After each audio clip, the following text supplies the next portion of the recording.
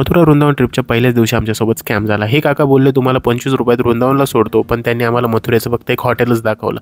त्यानंतर आम्ही पोहोचलो वृंदावनमध्ये। हॉटेलचं सर्च चालू होतं, एक हॉटेल भेटलं आणि त्यानंतर आम्ही एक स्कूटी रेंटवर घेतली। स्कूटी भेटल्यानंतर आम्ही सर्वात पहिले गेलो पेटपूजा करण्यासाठी, कारण सकाळपासून आम्ही काही खाल्लेलं नव्हतं।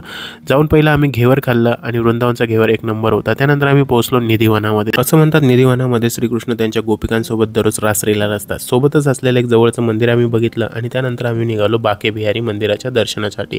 तिथे गेल्यावर गर्दी बघून आम्ही ठरवलं राधावल्लभ मंदिरामध्ये जाऊन दर्शन घ्यायचं। तिथे जाऊन आम्ही श्रीकृष्णाचं दर्शन घेतलं आणि जवळच असलेल्या मदन मोहन मंदिरामध्येही आम्ही जाऊन दर्शन घेतलं। त्यानंतर इस्कॉन टेम्पलमध्ये गेलो। इस्कॉन मंदिरामध्ये अतिशय भक्तिमय वातावरण होतं, भजन गायले जात होते, लोक डान्स करत होते आणि श्रीकृष्ण नामाचा गजर चाललेला होता। या भक्तिमय वातावरणात आम्ही थोडा आनंद घेतला आणि मनसोक्त डान्स केला। वृंदावन यात्रेमागे आमचं मेन मोटिव्ह आहे प्रेमानंद महाराजांचं दर्शन घेणं आणि त्यासाठी सगळी माहिती आम्ही काढली श्रीहित केले कुंज येथे जाऊन।